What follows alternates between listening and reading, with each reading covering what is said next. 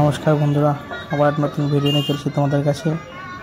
আমি আজকে এসেছি নবদ্বীপ মহাপ্রভুর বাড়ি দোল উৎসব দেখতে এবং তোমাদের দেখাবো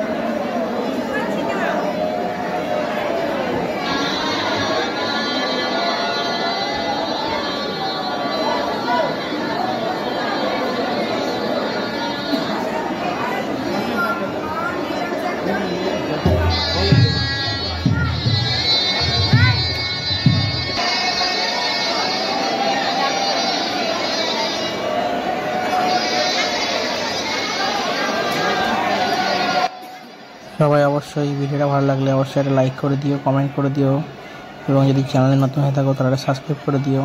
সবাই বলো কিন্তু ভিডিওটা কেমন হয়েছে এবং তোমাদের কেমন লেগেছে। নবদ্বীপের গৌরাঙ্গ মহাপ্রভু, সবাই দর্শন করে নাও।